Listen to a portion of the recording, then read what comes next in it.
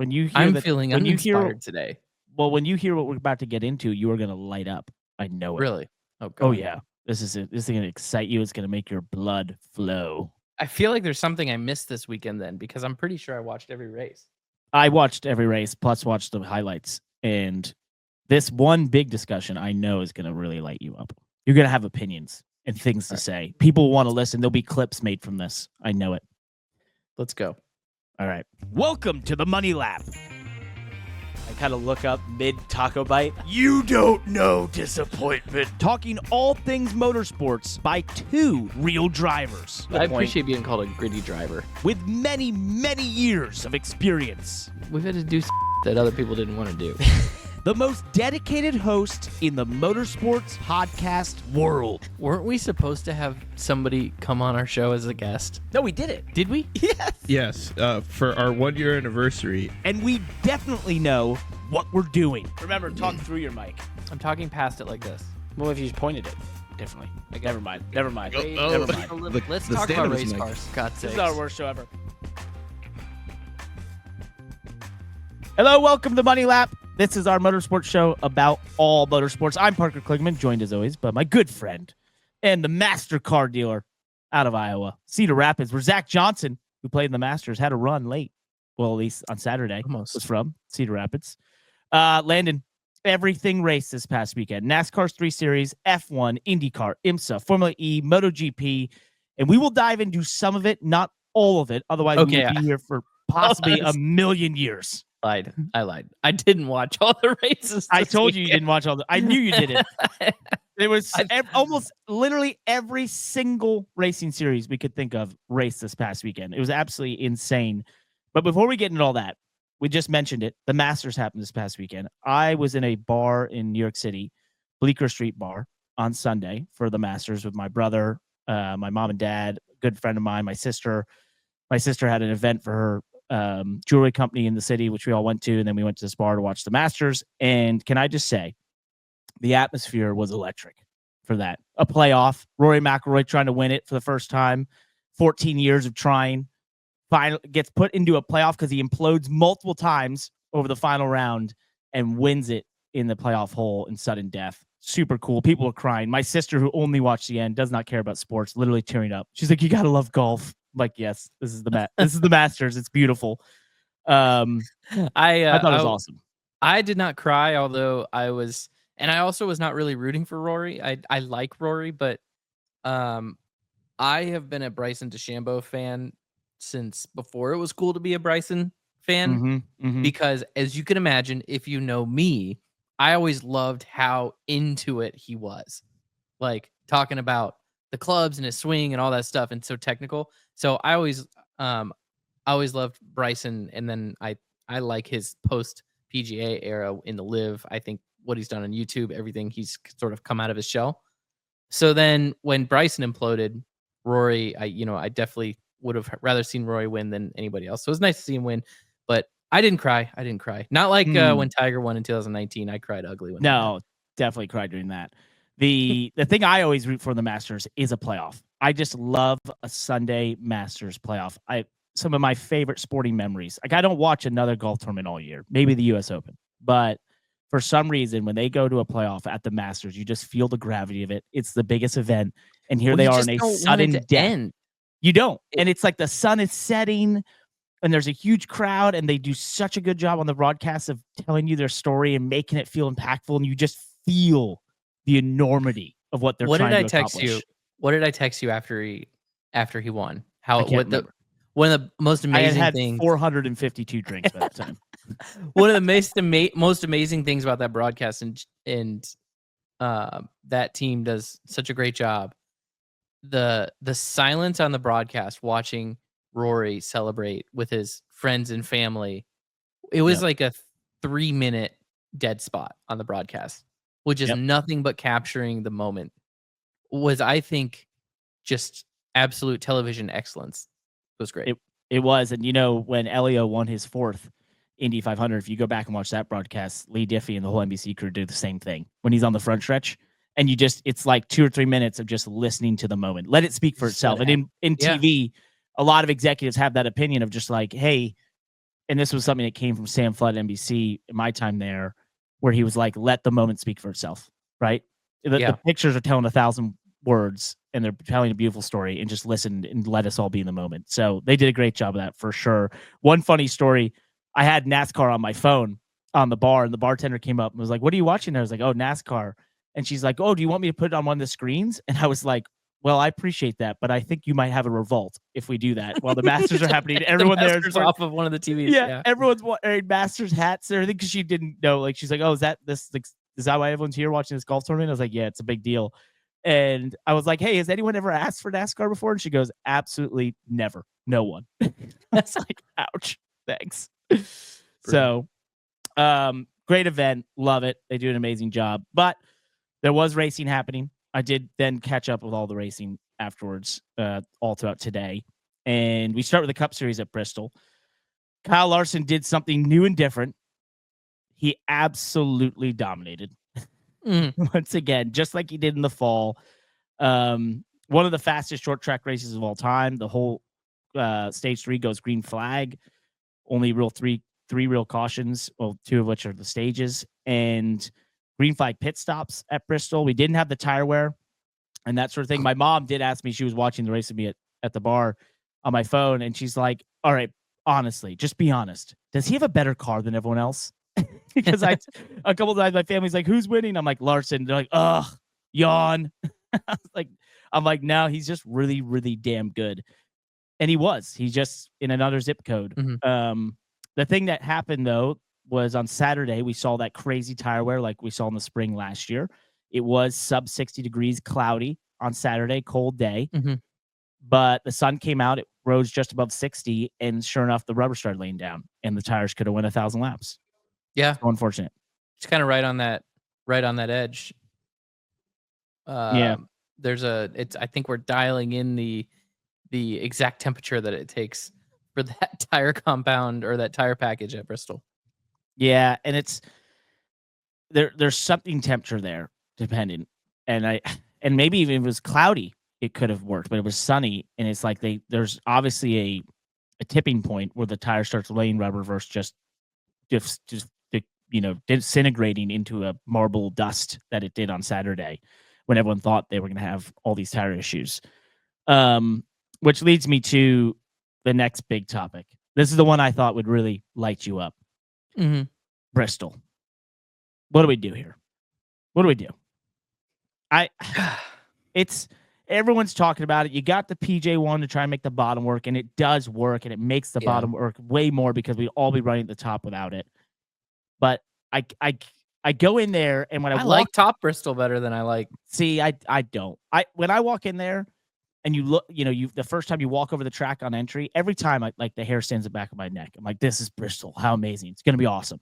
And then each time I'm like, I just kind of wish the bottom was banked 36 degrees. And that's what we ran. Okay. I'm that's listening. Yeah. Well, I'm just saying, like, the old one was, I think, 32 at the bottom, whatever. But, it's 28 degrees at the top, 26 or something, 24 at the bottom.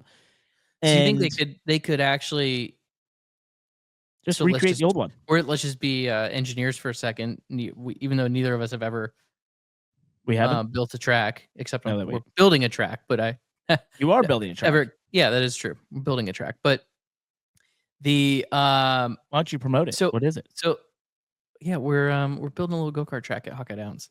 Woo! You got a track builder over this show. Yeah, got a lot of cool stuff going out there. We got a whole new expo center, pit area, everything. That's fairly well known and documented and talked about. But do you think we're the only motorsport show where you and I own a blade of grass at Lime Rock and you own Hawkeye Downs? We are the only motorsport show that both own a piece of a track. Yeah. Okay. Yeah, probably. All right, I'll let you get into it. We're building a 10th mile go-kart track. It's going to be shaped like a very, very aggressive paperclip. And it's going to be extremely steeply banked. Yeah. But I'm going for a top groove type racetrack. So it's going to be probably from 6 degrees all the way up to like almost 25 degrees banking. And the mindset there. The mindset there is that it will be small enough that it can be a go-kart track, but just big enough, and with the banking and the top groove, that Legends cars could race on it. So I'm thinking it could be a real bull ring for Legends cars running the top, ripping the top around the place. So we'll see if that actually works out. But anyways, back to Bristol. So what you're saying is if we did like an Atlanta treatment, but and by Atlanta treatment, I mean the way they got the banking at Atlanta was by cutting, width out of the track. They cut the bottom groove down to make it steeper down there. Now, effectively made the track narrower because you had to do that. But what you're saying is like, let's take the bottom 10 feet of the track at Bristol and cut down into it and make the track maybe a foot narrower, but then that bottom 10 feet would have steeper banking. Is that what you're saying? Yeah. Yes. Well, it does that, or like literally, I've said this probably for the last 10 years, just recreate the old one. Like it can't, or just do that. Just bank it. That you just can't do on purpose. Well, yeah, right? That one had weird undulations and everything. I'm sure that just had all kinds of weird undulations. Yeah, there's just some things you can't.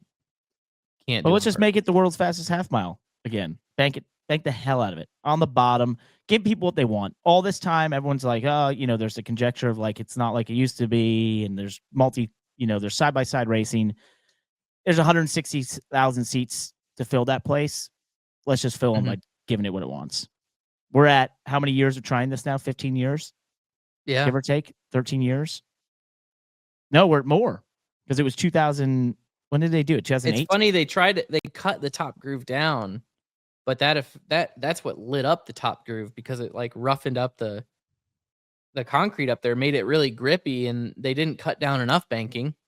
Yep. I wonder if they even can cut banking into the bottom. Now, my dream is to have asphalt Bristol back, but I don't think asphalt Bristol would bring back the single groove racing that you're looking for. Yep. I think asphalt Bristol would be an extremely dynamic and fun racetrack, but I think that you would have multiple grooves and cars running the top. And that's not what the traditional Bristol lovers want to see. Yep. And I think, look, as a driver, I enjoy current Bristol. Like, it's fun to move around, and it is fun when you have a good car to race there. And I think the PJ1 has been a good addition to that. But we all know what people want to see out of it, and it's all the clips from pre-2008, right? And so it's just like, hey, let's just do it. At this point, what does it cost to do that? 10, 15, yeah, there needs to bucks? be some. I do think that part of the problem, no matter what the configuration of the track is, part of the problem with all of the cars, Xfinity, truck, Cup cars, and this is the same song we could have this conversation at Kansas or Charlotte, doesn't matter. Part of the problem is I think there's not enough delta between the top speed at the end of the straightaway and the minimum speed in the middle of the corner. Right? They need to be going faster at the end of the straightaway and slower in the middle of the corner. But not in my version. My version, yeah, you get the trains. Remember, it used to be trains all the time. But yeah, to get by someone, you had to move them.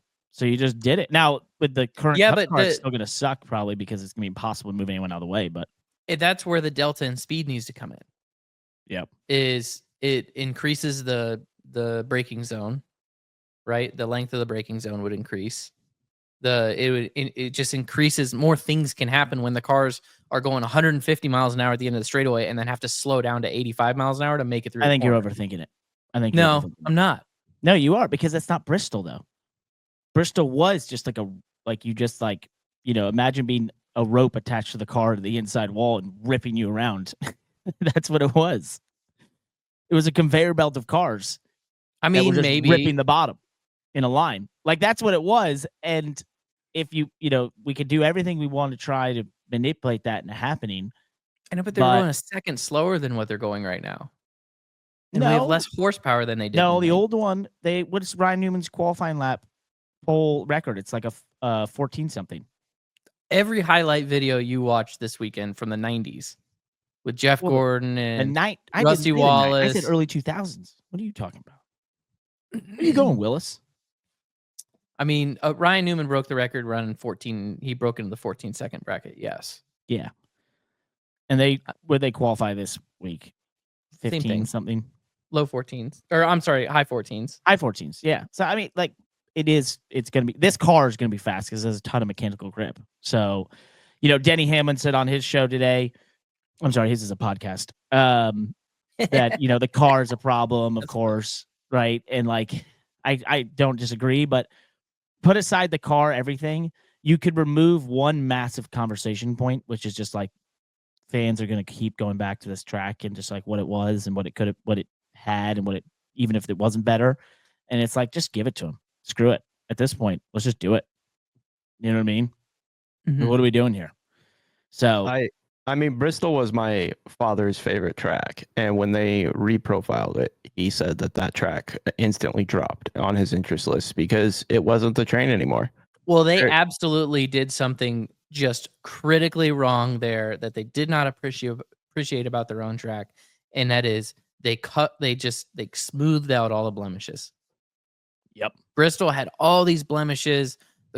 The turns were not perfect. They had weird, shape to it, and the yellow line wasn't even painted straight around the corner. Right? It wasn't even painted in a nice semicircle. Right? And then it had, like you said, it had crazy bumps and undulations. And when they redid the track, they fixed all of that. Right? They made the turns had like a nice, perfect radius to them, and then they got rid of all the weird elevation on getting in and coming out of the corners, and they just made it perfectly engineered to where it was like, okay, variable banking up the track. But if you remember, I mean, and I don't know who asked him to do this, but the goal was to create side-by-side racing. Yep. Right? I know. And I think they accomplished it. They definitely did. 100%. They definitely did, because those first couple years running the COT at Bristol, before they ground the top groove, the Cup cars would run 3 wide there. Yeah. Right? All over the place. Yeah. All over the place. Then they ground the top groove, and they made it a 1 groove racetrack, but running the top, which I think is an incredible racetrack, by the way. Like, I don't know what everybody hates about that, other than it's just not the old Bristol, which is fine. I agree with. I wish we could have both, because I love running Bristol around the top. It is fun. It is so fun. But what drivers enjoy isn't always the best show. And when we ran before PJ1, like at its height, before PJ1, when you would run around the top and the top groove was like a half a second faster than the bottom, that was tough. Oh yeah. It was hard to pass. You had to take the top on every restart. The top was worth 4 rows on restarts. It was a bitch. Like, and that's what, it's funny because like that's what Bristol is. It just wasn't, it was the bottom is what people think, right? Yeah. Not the top. Yep. And so then we go, okay, well, let's get PJ1 and try to make the bottom the preferred lane. Well, there's just was no way to do it. They've tried. They've had flashes of brilliance, but nothing has really stuck. And at the end of the day, you just end up running the top anyways. And you can kind of dive down there, and I don't know. I mean, I still think it's pretty good track. It's just not I think it's a phenomenal track. It's just not the Bristol that everybody dreams of. And so I fully support what you're saying. It's like, hey, yeah, let's go in there. And actually, it doesn't even have to be a full. Oh, shoot. Hold on. Uh-oh. We got a problem. We got a big issue. What is happening? Hang on. Uh-oh. Landon's computer's freaking out. My wireless keyboard like fell, and it turned on all kinds of stuff, and somehow Juvenile. You've got the same problem in the background.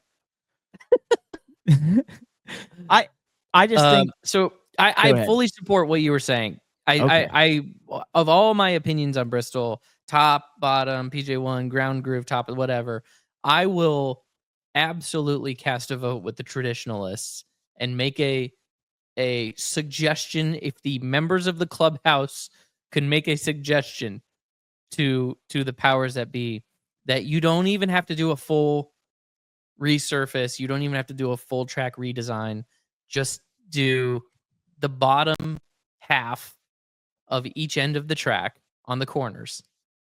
Just cut the track down and give us 2 to 3 degrees more banking in the bottom half of the groove, Yep. right? 10 or 15 feet, maybe. I don't know how much it is. Hell, go 10 degrees of banking.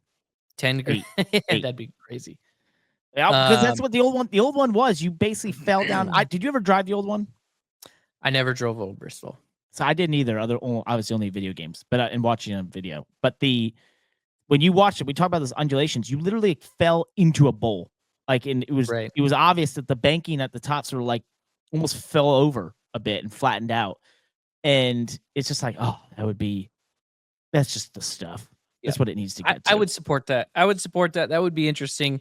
That would bring it back. Maybe we wouldn't care about tires. We still somehow, but the car, as I said, Denny remarked that he just feels like obviously this car is a problem as well with this place. And I don't disagree. I mean, even if they were running a conveyor belt like that, they're all going to run the same speed because everyone runs within a tenth of each other at short tracks from first to 32nd after 20 laps. Ooh. So, that's going to be interesting. But imagine the leader catching the.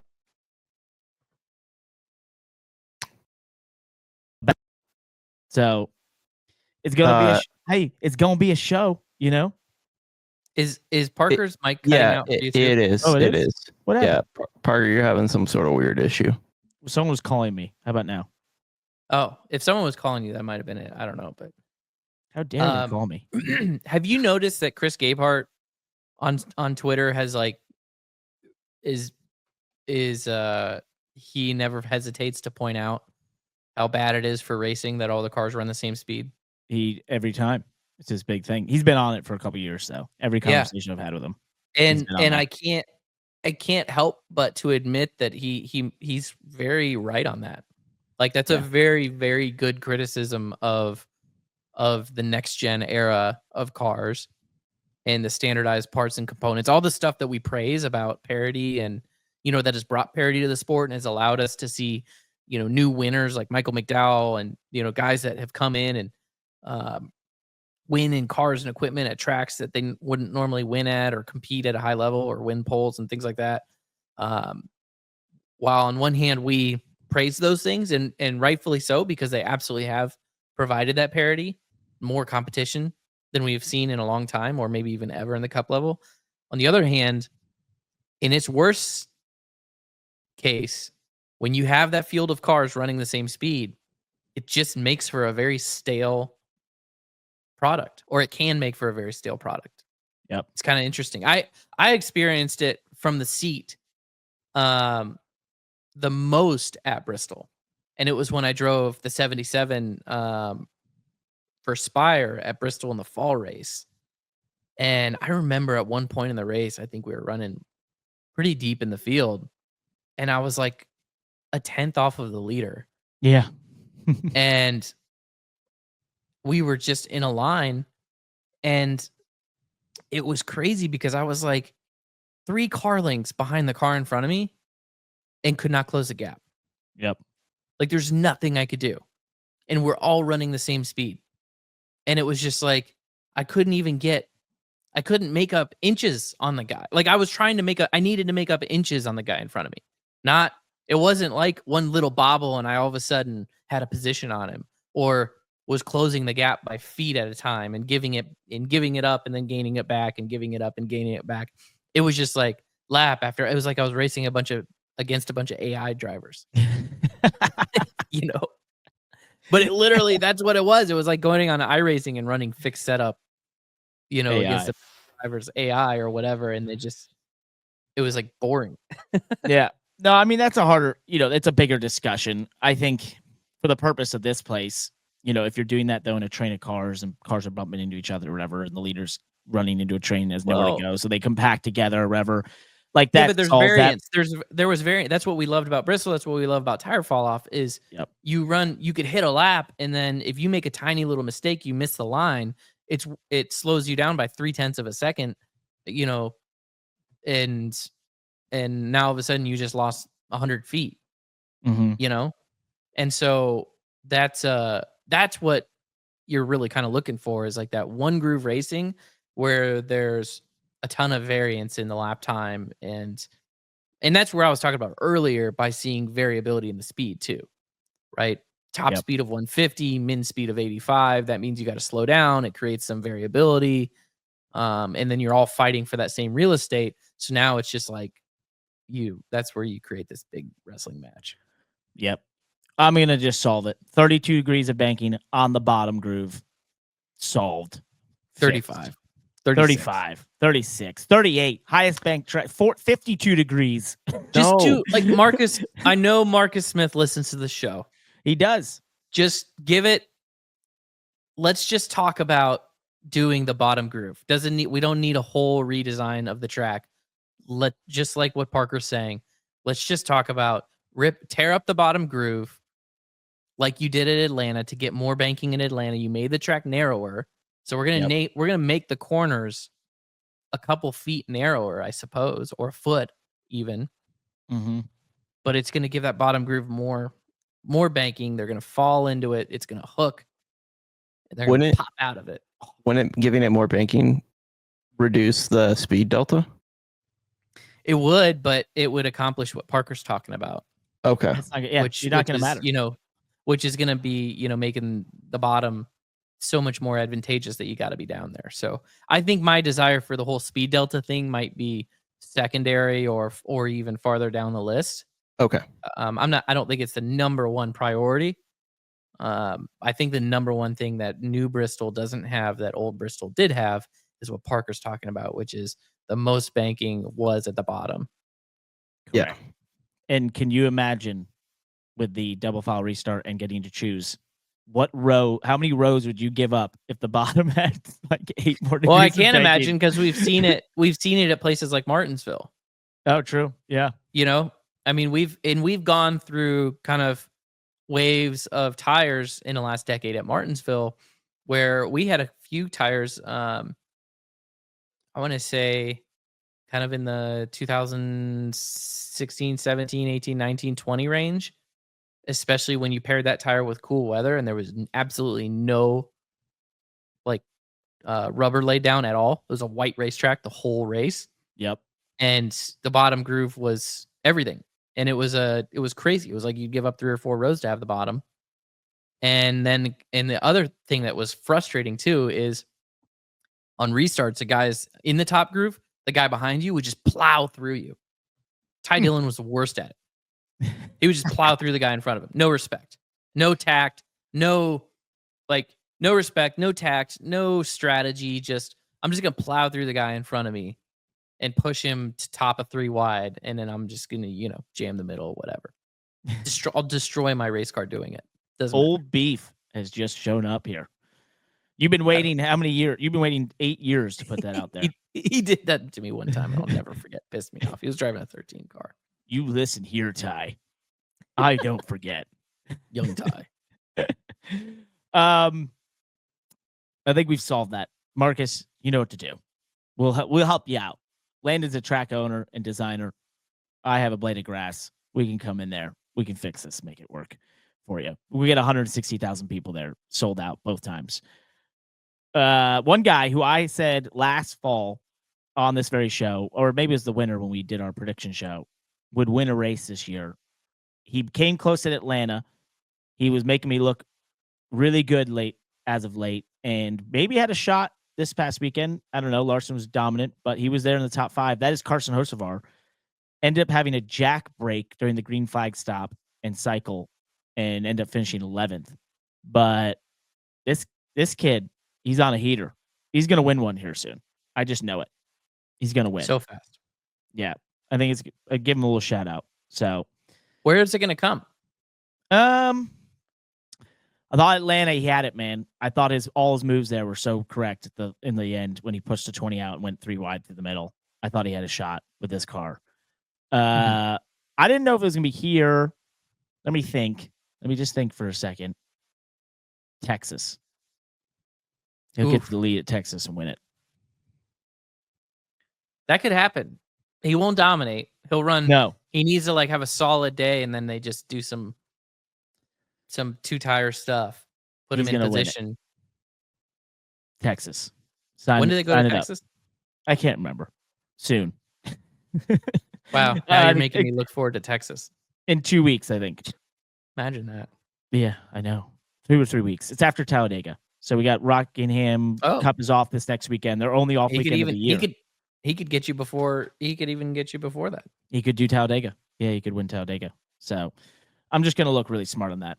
So Carson, thank you for making me look smart. I appreciate it. Save it for Texas. Yeah. Who helps us put the show on, Landon? Was I supposed to do this after Cup before You were Xfinity? really this is just this I was waiting for you to do it. You just didn't do it. It's in the notes. I thought I was supposed to do it after Xfinity. Well, you know what? If you're like me and you have no idea how many races you watched and which races you watched this weekend in the order of events, then I don't know what kind of transition that is. Look for no further than That was SpoilerDiecast.com. These guys are crushing it right now. You know why? Well, first of all, because they helped me use AI to write an even better new ad read. So first off, we're using promo code MONEYLAP, and you're going to get free shipping on orders over $20. That's right. Promo code MONEYLAP helps us track how much the MoneyLap listeners are spending on SpoilerDiecast.com to get diecast and collectibles and even merchandise and apparel from all your favorite motorsports racing series. You get free shipping on any order over $20. And there's a kicker for the entire month of April. Using that same code, you get a free 64 scale diecast with any purchase. That's the little boys.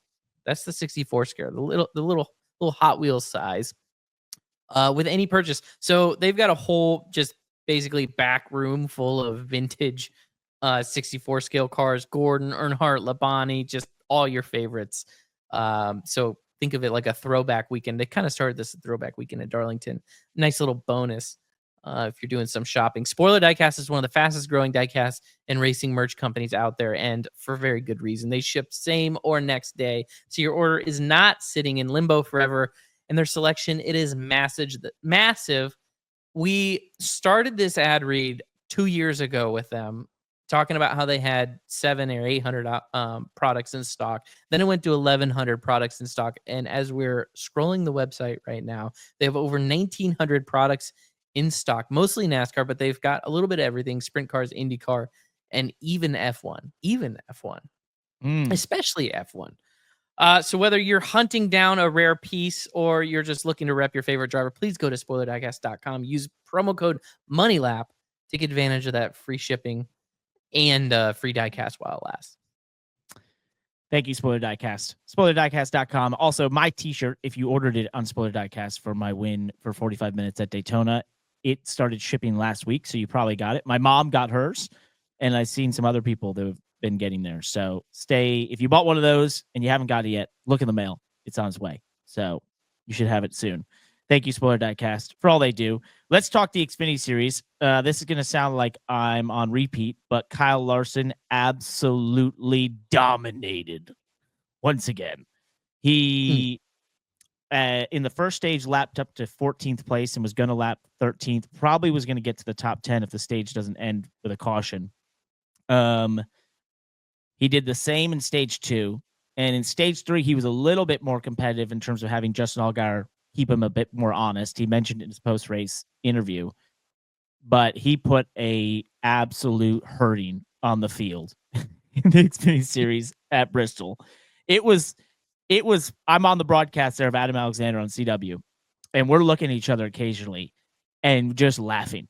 Like literally all you could do is laugh because he was just so much faster than everyone else.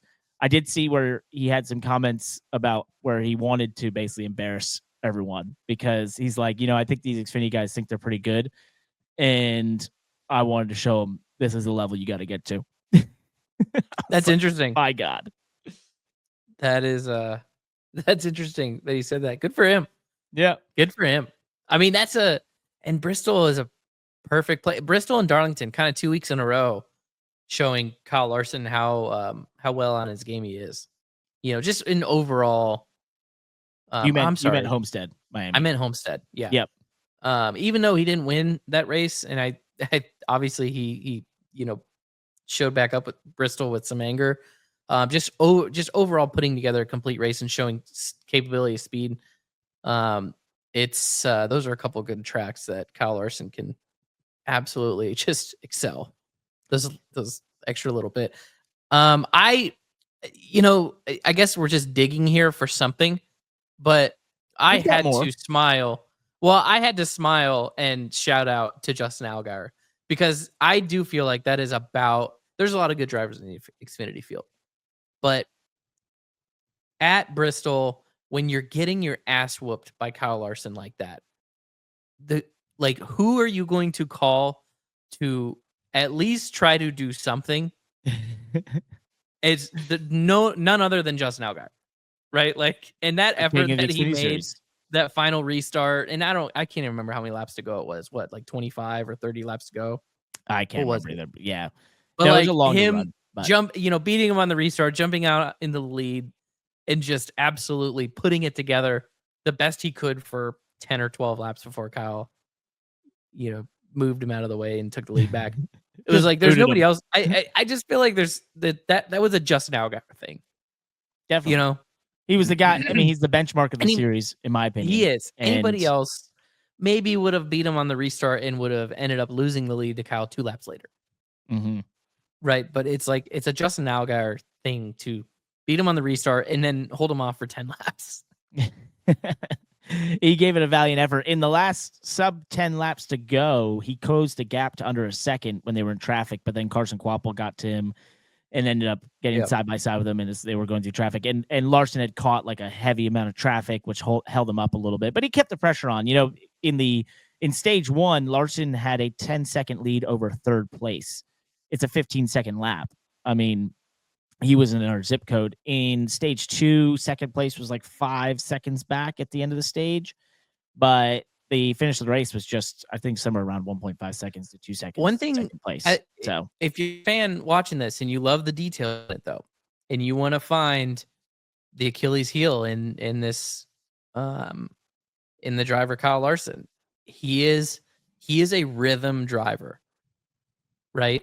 That is why he's so good at these tracks on long runs and repetition and Homestead, repeating lap after lap after lap and the details. He's a very good rhythm driver, and his Achilles heel are those restarts when you have to like snap. Yep. Right. When you have to just do something. It takes him, a couple laps to find his rhythm. In some cases more than a couple laps. Right.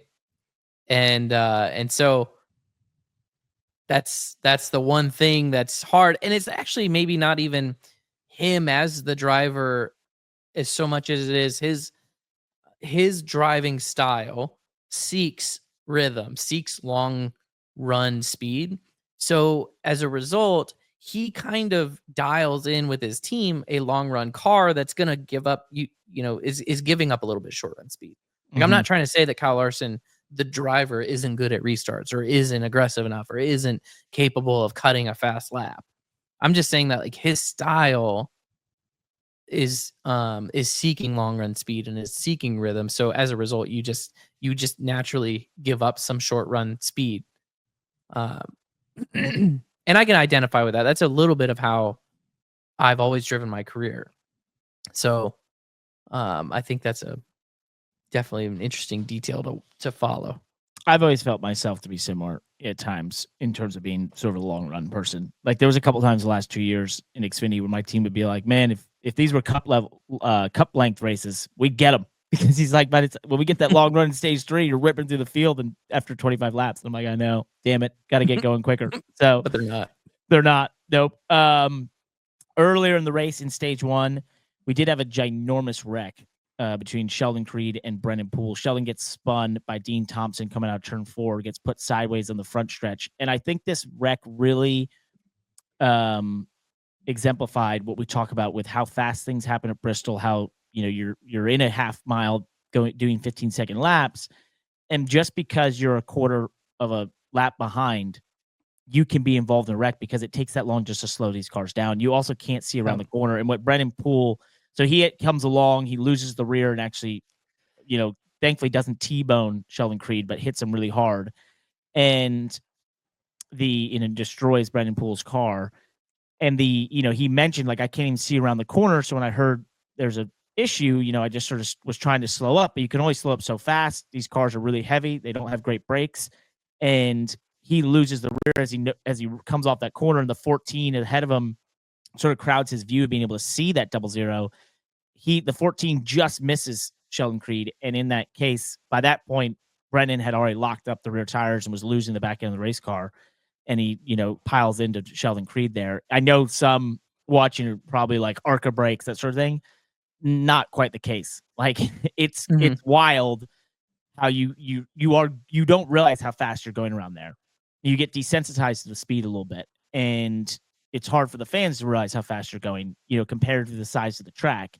And when something like that happens, it's a very stark reminder of like, it can happen a quarter of a lap away from you and you can be involved in it. And you've been trying to slow down because that's just the time to react. William Sawalich ran in the back of the 88 when I think it was the 45 was spun out, and that same thing, same scenario. He was way back from it. But by the time the spotter registers that something has happened and you get that registered through your brain and you hit the brakes, like you've gone a quarter of a lap. And so you're involved in it. So, yep. Well, and I think it's just the placement of where Sheldon was when he spun and stopped was just the absolute worst place on the track for that. Yeah. For everything you're talking about. Just coming out of the corner, Brennan had probably already picked up the throttle and was looking to, accelerate out of the corner by the time he even knew that he needed to slam on the brakes and get to the bottom of the racetrack. Which also, by the way, when there's a wreck in front of you at Bristol, going to the bottom to miss the wreck is usually a surefire way to hit somebody. Yep. Because Bristol is a self-cleaning racetrack. It's banked so much that if they're wrecking in front of you, you generally want to like slam on the brakes and stay high. Yep. And so for Sheldon to stop broadside and not slide down to the bottom and not slide up the track, just show like no movement, is it makes it really hard for the drivers coming at you to read, where do I go? Where am I trying to miss this wreck from? Yeah, and you see Garrett Smithley just barely miss him too. So it's a bad series of events, but it is a reminder of just how fast things happen there. And glad they were both okay and got out of those cars. But I know Brennan said on the radio, that maybe his wrist was hurting just from the wheel whipping around. So I hope there's no other injuries from that long term or anything like that, but definitely just a horrific looking wreck. And that's Bristol. So condense all these 3,400 pound cars in a half mile going 130 miles an hour. It's things like that are going to happen. In the Xfinity series, a couple drivers doing something kind of fun and exciting. Jesse Love, Connor Zilich, and Daniel Dye have announced I think they call it a media platform, but it looks like a YouTube channel. Shake and Bake Sports, them doing like cool things off track. Well, I think the first one, the trailer I saw, I think the first one dropped today, 4 p.m. on Monday, April 14th, of them doing some sort of golf competition, speed golf. But I like that. I think that's cool. That's a cool way of, showing your personality, getting good content out there and doing it in a cool way. I think some golf guys have done this. There's a couple pro golfers who have done channels together and done like challenges and that sort of thing on YouTube. So I hope it works for them. It's a cool idea. I think it's a good idea. I love it. I think it maybe can help, help each other subsidize the cost of making content. Yep. And end of the day, make good content. So hopefully they get some good behind the scenes. I would like to see, lots of track behind the scenes stuff. I don't know. I'm not like, as a race fan, I feel like I want to see more, or would want to, in any sports fan, I feel like I want to see more of behind the scenes of what's going on at the track, because that's what they do. And I would see more of that. Yep. I don't really know if I want to like watch them golf, but maybe other fans want to see that. I will say this. I've done the People vlog want to see thing. their personalities. Yeah, but see, I've done the vlog thing. I've seen a bunch of drivers try it. I know Sheldon Creed's doing it this year. I know Bubba Wallace just did one at Miami. Unfortunately, they don't do great. They just don't. The track stuff. It doesn't. It's just the doesn't do off-track well. stuff that does better. It's the personality stuff. It's the vlog just doesn't play well anymore. And maybe that scenario is, sort of tuned out, whether the algorithms like it or not. Obviously the algorithms give the consumers what they actually watch. So it just doesn't play. The clips of those can play well. I look at a lot of things in long form content these days, just like this show. This show, primarily does its best in clips. People tell us they always watch the clips, and the clips do hundreds of thousands of views each episode, and the episode does thousands, right? And I think if they just did an Xfinity Series drivers dating show, oh, where well, they just like followed their yeah. love lives, now we've got something. There we go. then people would watch. Yeah. Just go full reality. Yeah, why not? Make it ever like The tell you- Bachelor, Did but I ever for tell you this story? I've got a story. Did I ever tell you this story back in 2013? I sat down. I'm not going to name the driver. I sit down at an autograph session right next to him. We're doing this autograph. I think this is California Speedway, 2013. And his phone's on the table next to me. And I see this name pop up on his phone. I was like, oh, you know her?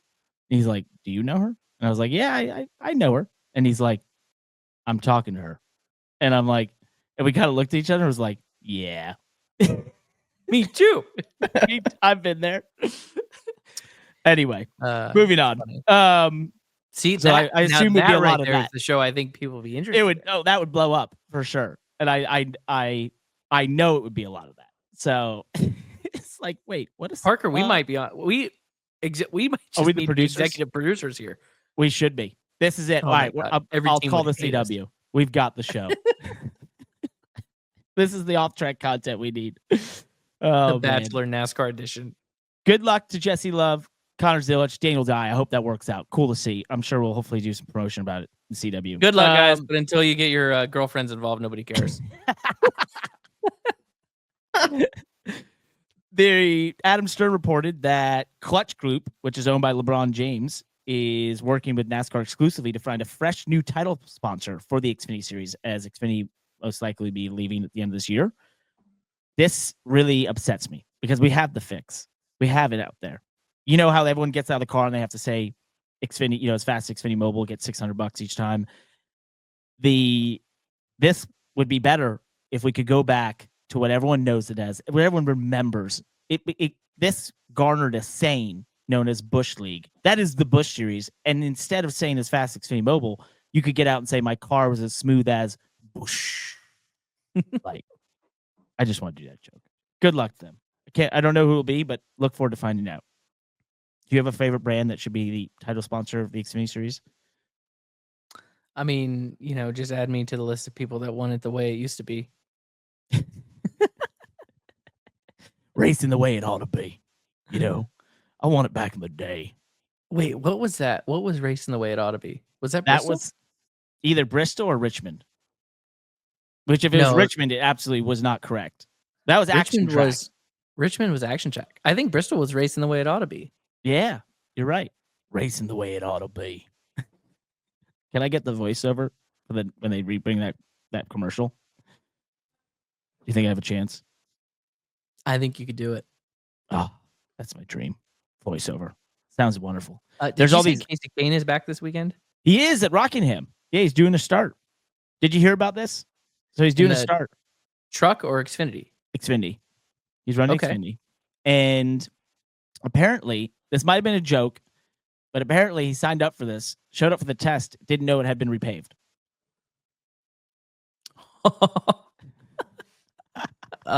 Chances are he would not have done it if. Are you suggesting that he would not have signed up for it had he known? I don't know. I don't know, but I thought that whoever said that to me, I thought it was amazing. Do you have a moment like that ever in your life? Off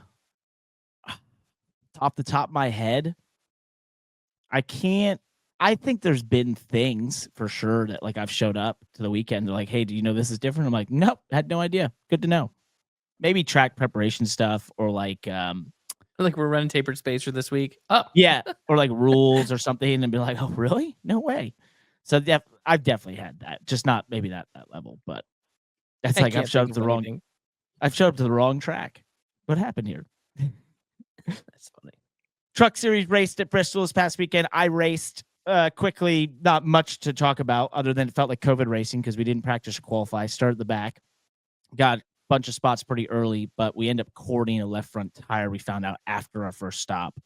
That hurt us, lost all our track position again, and kind of a slog from there. We were super tight. Turns out we might have had some issues in the right front of it. We were never better than like a 15th place truck. We maybe got to like 12th at one point, but quickly got shuffled out. And overall, just like a so-so night for us. I ended up finishing 14th, just got some spots in a late race restart there, bustled my way through, sort of thing. You've done it before. Mm. You know, you got a 16th place car or whatever, and it's like, oh, late race restart. All right, I'm just gonna do this move, that move. Thanks for the 2 spots. All right, good day, boys. Let's go home. So we'll be back at Rockingham. I'm That's looking where you forward to throw that. out all your performance of the weekend, your balance, all the things you struggle with, and you just become a stock car driver for about 5 laps. It's exactly what happened. Became a stock car driver for a couple laps. That was my story. I told this on the show before, but my Daytona road course story, where it was like ran 30th all day long in the Xfinity series, didn't know my way around the track, couldn't even tell you a single lift point, but all I need is a green white checkered, and I coming through. coming through. I think I finished 12th. Honk, honk. Yep, I'm a stock car driver. I love it. That's awesome. Same thing. So looking forward to get back in the 75 at Rockingham. It has been repaved. They did a test back in January. Didn't get to do that. So trying to collect as much information as I can. Not really sure what to expect here other than high speeds, possibly single groove. Wait, you're running this weekend? Yeah, I'm running. I'm on the, I'm on the rock because I won the ARCA race there in 09. So like I'm carved in one of the rocks that they have. Oh, that's cool. For like, immortalized down there. But I know this is not going to be the similar thing. That was tire wear and it was bumpy and it was, Right. really intricate into what you did and how you There's save a tires. chance you guys are run like wide open through 3 and 4. I think it's definitely a possibility. Qualifying, it's got to be 100%. Maybe not 1 and 2, but 3 and 4. I would 100%. It used to be damn well with 900 horsepower in the ARCA cars in qualifying. 3 and 4 was damn close to flat out. So yeah, it was just like a breathe and you were back in it. So 100% in the truck, it could be flat out. I don't know yet. I know it's repaved, but much like Casey, don't have much more info than that. So he actually did the test though, so he's got way more info than me. Okay. Let's talk F1. Wait a second. Why am I drawing a blank? Bahrain. They were in Bahrain this past weekend. I watched Bahrain as Crofty would do. Bahrain GP. Actually, a decent race this past weekend.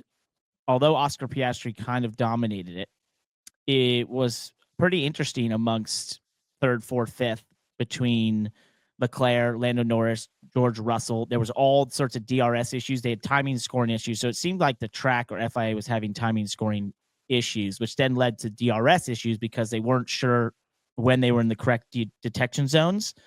Meanwhile, you also had Lando Norris, who got that 5-second penalty at the start for not being in his box correctly. He then had a pretty sloppy affair trying to get back through everyone. Probably should have finished second easily, but continually made sloppy moves on Leclerc that ended up relegating not to get in there.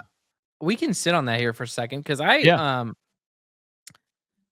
was texting you during the race and I was like, man, I love Lando and I'm rooting for him to win the title. And we've even reviewed some of his masterful racecraft on this show, right? Remember Montreal last year? We kind of broke down how he reshaped the corner, passing in the hairpin. But what I saw behind Russell in the closing laps on Sunday was just kind of like, I don't know, just not great, not world champion masterclass driving. Right now, granted, the pass he made, I'm trying not to mix up my passes here. So the pass he made on Leclerc for 3rd? Yep. That was a great pass. But it was after 7 laps of just not very great driving. And what he was doing, and he did this behind Leclerc for 7 laps, and then he finally passed him, and it was a beautiful pass. But then he did it again behind Russell, and then ultimately didn't get by Russell. When he got closer to the car in front of him, he would just start to kind of cut off his corner shape, right? Mm-hmm. Like he would start missing apexes. He would miss those apexes by a couple feet. He would lose some of that shape in the corner. If you watch some of those camera angles where it's overlooking, you could see the whole corner, and you would see, he would go from making like having nice bend all the way through the corner and then hitting a perfect apex to just kind of turning off the entry curb and then going straight to the apex and then kind of like hitching on exit. And he could never, he was, you could tell he was struggling with exit speed, but he was giving up all of his corner shape. It just, I don't know. It was like he was getting sloppy there. And I think those moves into turn one were, I don't know what those, I get that it wasn't like the goal, maybe not to complete the pass there, but to get the guy out of position. But there was a couple times where it was like he did nothing but get himself out of position. Yeah. It was like this the only thing he did. Like it was like he was making some early kind of move that they only, like I said, I'm repeating myself, I guess. The only thing I can think is like you're trying to get the other guy out of position because it's like you weren't going to clear the pass. So you weren't making a pass. The goal is to get the guy out of position, but all you did was just get yourself out of position. It was weird. So I don't know what was going on. The last thing I'll say, and then I'll let you talk because you're better about this type of racing than I am anyways. What I almost saw with him, and I think I've seen this with Kyle Larson before, where it's like when you have a car that's so much faster than everybody else and you know it, you end up doing stupid things because you think that you should just be able to drive by him, right? And so you kind of like give up racecraft because you think, well, my car's so fast, I don't need racecraft, right? I'm a half second faster than the guy. I should be able to just drive up to him and pass him. And it was like, and it was almost like that's what I saw him doing, right? It was he was too fast for his own good. Does that make sense? So it does. And it's funny you say that because we haven't texted about this, but I was thinking the same thing because, they have a half second on the field in FP2 and kind of flubs qualifying, whatever. And then in the race, you knew they had a speed advantage. And it was kind of like, it just felt like, to your point, he knew he had a speed advantage. And so he was just doing lazy, sloppy moves. To your point, just cutting in early where you're like, okay, I guess you're trying to like get in their mirror and make them make a mistake, but they're not going to make a mistake. And then you're not going to make a pass. So now you've just pinched off the exit. So you're not going to get a good run. And then there was the moves to the outside into turn one where he just totally missed the braking zone after having DRS and just didn't calculate the extra speed he would have at that time. Ends up locking the tires going wide. And it's just like, man, this was sloppy. It was just all over the place. Yeah. And it almost felt like desperate at times, some of the moves. And he made a scintillating pass around Leclerc eventually, but he should have gotten to second easily. And he can look at those 10 or 12 laps and when they dissect it, go, hey man, well, here's why you didn't get there. You would have easily gotten there if you just calmed down for a second and made these passes efficiently, but they were just inefficient passes. You went for too many laps trying to make it happen. He had that one in the end, that late move out of, on the backside of the track. It's turn 1, 2, 3, 4, 5. It's like 6 or 7. He dives in early on George Russell, and there was like, that's never going to work. You got to set up so that you have the straightaway DRS down on the backstretch, and he didn't. And I was like, man, you just killed even any run you were going to have. So I felt like, to your point, had a speed advantage, was sloppy, lazy in some respects, and not the mark of a guy that is going to win a world championship in that sense. Not under pressure. No. Not when your teammate's dominating like that. Yeah. I mean, it's like not when you got to beat your teammate to do it. Because that was a point that he needed. Absolutely. A point that he needed against Russell. And it took him, I watched it. So you'd have to fact check me on the laps, but it was like, took him 6 or 7 laps to pass Charles Leclerc. Yep. And with a car that maybe he should have been able to take 1 or 2 laps to pass him. And then obviously he ran behind Russell for 4 or 5 laps and never passed him. So, the biggest one that irritated me in it all, and I kind of said this a minute ago, was I started seeing the mistakes when I could see him just change his corner shape. Mm-hmm. And he would just take that bend out of the corner. And it would start... And what you're doing then is like you're just pointing the car into the corner instead of having that nice little bend.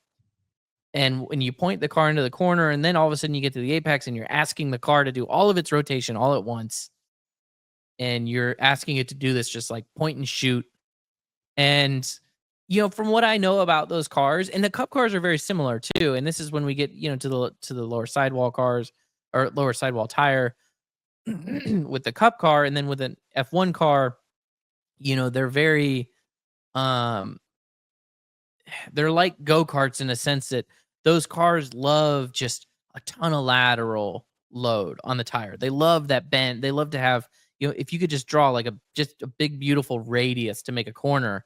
That's why we have so many conversations about track limits, right? Because they're not a point and shoot car. They're not trying to drive. They're not trying to launch straight out of a corner. You're trying to create like this big, wide radius to carry lots of speed, right? And so that's why we talk about track limits, where it's they're using up all of the racetrack on exit, and they need to use up all the racetrack on entry. They're using up all the curbs, and then even on the sharper corners, you still want to have like this shape to it, right? Yep. And then, but when he would catch the Ferrari and when he would catch the Mercedes there in the closing laps of the race, he would get within a couple of car lengths of him, and he just gave up all of his shape. Yep. And it just, and so to go back to using the same words you used, it was like, it was sloppy, it was cheap, it was, and I was like, come on, man, you can do better than that. But then, of course, like I said, you got to hand it to him. If you go back to the replay of how he passed Charles Leclerc, it was like he did everything right for that moment. Yeah. Right. It was a beautiful pass, and he had beautiful shape, and it was almost like that was one of those moments where once he finally did get beside him in the place that he wanted to do it, his instincts took over, and he drove the car the right way. And he made the pass, and he made a beautiful pass. But call us, Lando, if you need some help. We'll help you out. Sucked. On the opposite side of the spectrum, George Russell absolutely killed it, getting P2 with the DRS not working. Coach. Yeah, I think you could be. He had his steering wheel at one point, was going to potentially shut off, couldn't see his shift lights, that sort of thing. So great drive by him with a lot against him. Oscar Piastri won. He still does not overtake Lando Norris in the Drivers' World Championship. Lando Norris has a 3-point lead over Oscar, but McLaren is in that dangerous territory of asking the question, who's number one? So that's another side of this for Lando, why it's important right now to try to assert dominance. If you want to win this championship, is McLaren's going to have to make a choice at some point, even though they say they won't. They're going to have to. And George Russell is, close enough in Verstappen and George Russell and Leclerc are close enough in the points that they're going to put pressure on him. So we'll see how that unfolds. Yuki Tsunoda in the second Red Bull racing car is the first driver in the second seat. Yeah, well, first driver in the second seat to score points since Perez at the Las Vegas GP in 2024. So obviously that's towards the end of the season. So it hasn't been many races, but that second seat finally scores some points. Good for Yuki. He looked a lot closer to Max. The Red Bull was way off this past weekend. So one other bit of news, the FIA deputy president resigned and had a pretty scathing release, basically saying that the way the FIA is being governed and run right now is not to his liking, and he can't. It's not transparent enough, and there's not enough integrity and accountability and respect for the process. So, yeah, not good. So we've talked about that and some of the issues of the FIA, and it seems like it's continuing. That will probably be a continuing story. IndyCar race at Long Beach this past weekend. We had a man on the ground. Kyle Kirkwood dominated, but actually had a pretty close battle through strategy with Alex Palou, but Kirkwood put in a masterclass there. Big for him. First win of the season. I had chosen an Andretti Global driver to win. He looked like he had a chance in practice and qualifying. That was Colton Herta. Didn't quite put it all together. Kyle Kirkwood was probably what I meant. He got it done. But our man on the ground, Joshua Mendoza, producer of this show right here. Josh, did you have fun? I did. It was fun. It's street course racing, man. There's nothing like it. I don't care what anyone says. You can go to the Bristol, you can go to Daytona, you can do all that, but nothing quite beats the vibes of a street course race. It's phenomenal. Cool. And we have a cool bit of content coming out. Yeah, I followed around. How much should I tease? Should I give him a name? Yeah, definitely. I followed around a Bob Pockrass for a day to find out how he is covering both NASCAR and IndyCar on the same weekend at the same time. And fun fact, he does write his own tweets. That was one of the questions I went into this weekend wondering, like, how much does he actually write his own tweets? And yeah, a lot, almost all of them. So Does Long Beach have lights? I do believe they have straight lights, but You didn't ask the question though. You didn't. I did, What? I didn't ask the question. I just looked That up. should have been the first question. I think I need to go back. Hopefully Bob's still there. Yeah, he would be. That's cool. Look forward to seeing it. A day in the life, something new at Money Lap. So great job, Josh. That's fun. I've said it last week. Long Beach is just an awesome event. There was a unbelievable video I sent you guys from the Formula D drifting where they had this drone that went over a building and dropped down to fall in 2 cars on Instagram. That was pretty insane. They have so many events there at Long Beach. They've got drifting. They've got IMSA there. Obviously, IndyCar. It's they got Indy next. So it's always a packed amount of track action happening. Let's do the PR lap. As those who've been longtime listeners and viewers of you on YouTube and Spotify, we've been moving this to the end of the episodes. This is where we dive into your guys' reviews and comments. We're doing picks. Well, we're going to do picks first. I was getting there. Yeah. My goodness. I was getting Don't there. forget this time, please. All Thank right. you. So, yeah, we got picks first. So we're going to picks for next weekend. Landon, I'll give you the floor. We've got F1 in Saudi Arabia, NASCAR, trucks. You always and make me go Xfinity first. Rockingham. Oh, you want me to go first? Well, I'll go first. Okay. So I think this is a fun one because, first of all, I would imagine that we're all picking McLaren drivers You'd for be wrong F1 for for me. Saudi Arabia. You'd be wrong for me. Huh? You'd be wrong for me. But go on. You're picking a Ferrari, aren't you? Oh, you know it. I'll be right. You know what? eventually. That's not a bad pick. That's not a bad pick for a fast track like Saudi Yeah. Arabia. It's gonna be. It's So- fast Jeddah street course. I'm gonna be right. But go on. Give us your 3. I'm gonna go with Lando. I hope he redeems himself. I'm going with Lando redeeming himself for me this weekend. But this is a good pick. Yeah. On the NASCAR side, we have Rockingham. And we lost him. No what an way. unbelievable timing. It's so hard to get him to get picks to us through text. And now he's This gone. is unbelievable. We have been Oh. cursed today. You're back. Yeah, the Wi-Fi went out and then came back. All right. Cool. Place. So where was I? You were gonna give Xfinity and truck picks. Oh, and I was asking who the JGR drivers are. You will have Justin Bonsignor in the 19, I'm guessing. Okay. Then you'll have Brandon Jones, William Sawalich, and Taylor Gray. Goof. That's a tough one. Xfinity, fresh pavement, Rockingham. Who's gonna be fast? You know what? Let's take Brandon Jones. All right. And who's truck? Truck. Is Ben Rhodes an option? That is an option. Give me Ben Rhodes. Well done. F1, I'm going to choose a Ferrari. Lewis Hamilton wins a feature race for the first time this year. Just watch. Xfinity, I'm going to say Carson Quapple wins his first race. And in trucks, me, of course. Got to pick myself. We're gonna Shoot. I bounce can back. pick you. Yeah.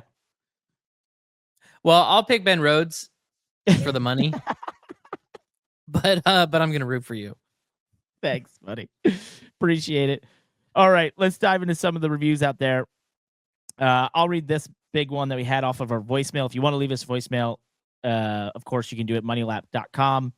This person, Clifford, said, "Hello, just want to say thank you for the voicemail feature. I do want to apologize to Landon, though. I had the sponsorship engagement question last week, and I thought I was being funny of Landon's Voyager sponsorship comment about not being paid real money. But when I heard it on the show, I realized how insulting that actually came across. As a Midwest guy who at one time aspired to be a NASCAR driver in the mid-2000s, heck, I still do. I admire and respect all the determination that both Landon and Parker had to do what they did because I worked my butt off as well with far less results. Also, big thanks to Landon for the tip of turning the racing line on for learning a track in iRacing. That'll probably take days off my journey to get the A-class ratings. Keep up the great work." Thank you for the voicemail feature, so on and so forth. Thanks, Clifford. So, he wanted to apologize to you. Thanks And I for thought that was nice. clarification. Yeah, love it. I thought that was nice. We had no new Apple reviews. We're at 218. We had a flurry of them last week. None this week. If you want to get on this show, leave us a 5-star review on Apple. We only have 5 stars, all 5 stars. In Spotify, off of last week's episode, Landon Sherman said, one of my new favorite podcasts. He meant show. Landon was always one of my favorites back in the 2010s, and Parker is pretty cool too. I'm second to you there. Great name. Yeah, he actually spells it a little differently. There's an E there, no N. Mm-hmm. O He in the spells it end, wrong, before the N. but it's still good. Love James, it. hey Parker, do you think Honeyman's spotter didn't inform him of the tire barriers in turn 4 at the Roval last year? Maybe that was his. Oh my gosh. Oh man, we did get more info on that, by the way. I spoke to his crew chief Aiden McHugh. What was meant by that when he had that issue at Darlington when he ran into the 25. They had not told him the 25 was on older tires. I will say that's fine, except he does have a clear windshield. I'm pretty sure that would have shown him the car is coming back pretty quickly. That's a tough one. So, would you like one of these YouTube ones? But you know what? I appreciate a crew chief sticking up for his driver. He did. Aiden McHugh did. So, friend of the show. He had listened. Mannion 916. Some race weekends include naps. Super Speedways, Darlington, Coke 600, Indy, Pocono. Basically, any track that doesn't have much action from the start to the middle of the race. Most of these races pick up with 30 laps to go or less. Even Bristol can be a bit of a nap until 15 to 20. I would agree. Hell, Yeah. I fell asleep between holes 16 and 17 at the Master. I took a little 10-minute cap nap. When I'm watching the Cup race on a Sunday, sometimes there's nothing better than like a stage 2, just like 20 lap nap. Just a It's little, just- yeah. Yeah, A little refresher. snoozer before a round of green flag pit stops. Yeah, I love it. Yeah, there's nothing wrong with that. This is Crick Beck. Hell, I Chris- think they do it up in the booth. I think Whoa, they do it whoa, up whoa. in the Well, officiating stand. Oh, Scoring tower. take a little nap. Well, I mean, how do you do it between all the times the drink cart rolls through? I'm kidding. Don't come It's a after me. The joke. Chris Beckstead 7574 said, "Hey guys, I was in the stand Sunday." He's referencing Darlington. All around me, people were literally falling asleep, chins buried in their chest, full sleep mode. Why are these comments about naps? Did we talk about naps last week or something? Darlington was a little bit of a boring one too, so that's what we're referencing.